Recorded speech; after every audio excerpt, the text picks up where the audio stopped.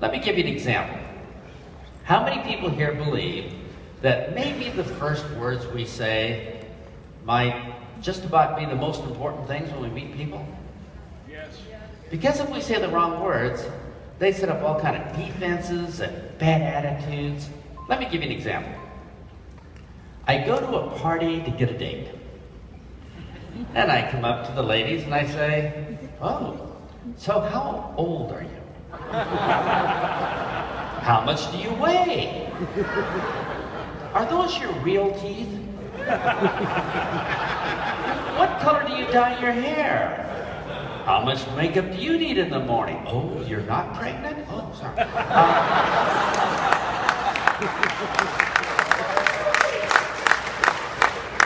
How many dates am I going to get? And I leave that party and I call you up, and you're my sponsor, and I say, "Oh, there's no prospects at that party. None of those ladies even like men. So send me to a new party where I can find some good prospects." Oh, what's going to happen at the new party? Same thing.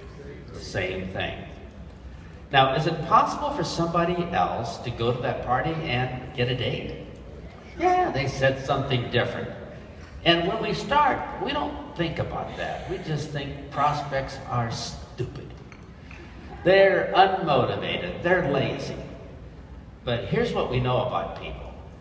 Almost everybody you and I talk to is pre-sold. They want to do our business. They hate their life. They're desperate to get out of their life. They're looking for somebody to follow. They want to know that you know where you're going. And they hope that you have the skills to take them there.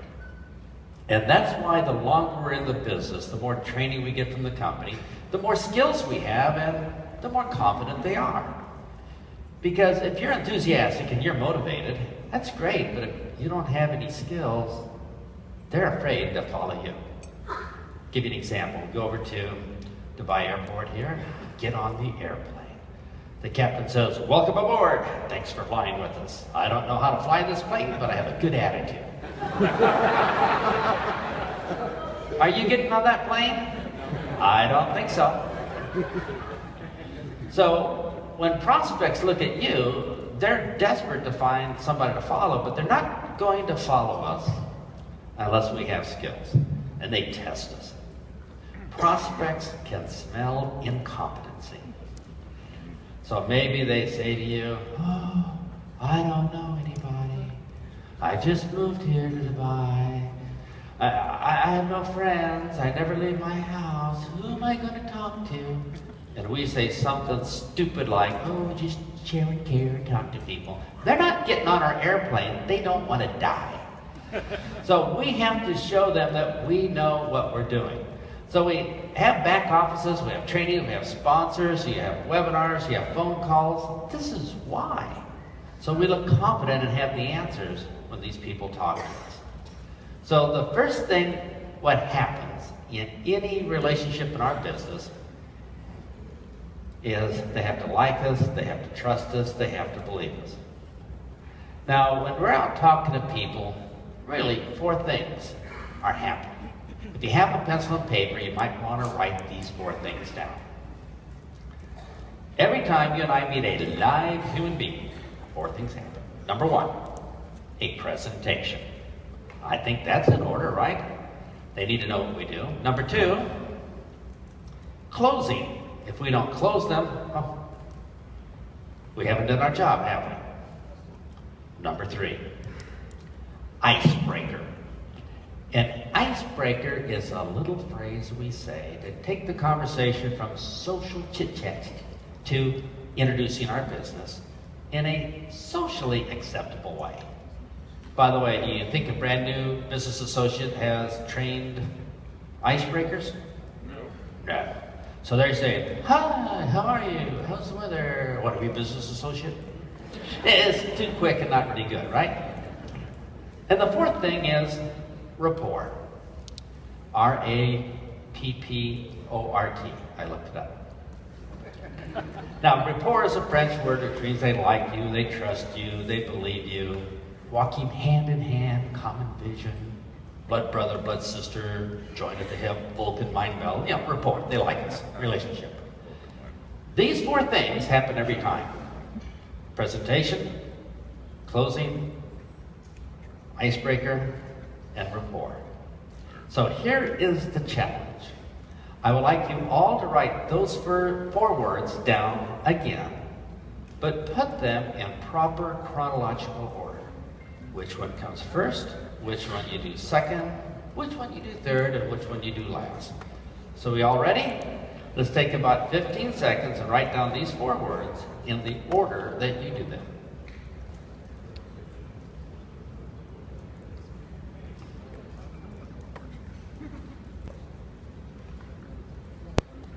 Now, if you have to think a long time, that's not a good sign. And if you're copying from your neighbor, oh well. Okay, do we all write these 4 things down? Now, here's the question. Do things have an order in life? Yeah, things have an order. For instance, skydiving. Step 1, put on parachute. Step 2, get in an airplane. Step 3, jump out of airplane. Step 4, pull the ripcord. If you get that out of order, you die. And if you get these out of order, you die. A little dramatic, but unless we get these in order, we're out of sync. We're not talking to people correctly, and they'll probably say, "Ooh, I don't know, I need to think it over, it's not for me." All these other problems. So most of our objections will go away if we get these 4 in the proper order.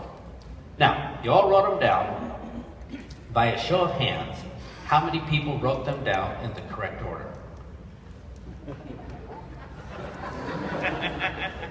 All right, 2 people who didn't understand the question. All right.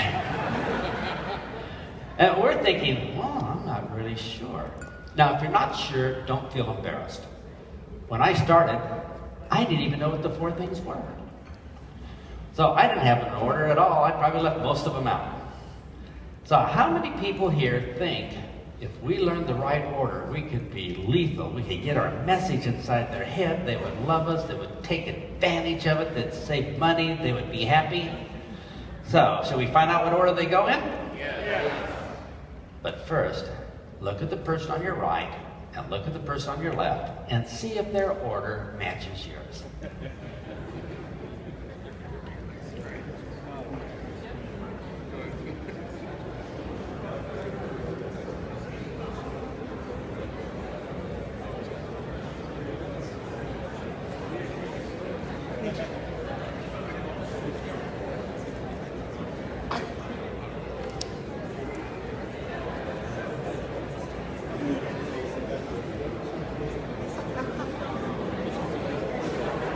All right, how'd that go?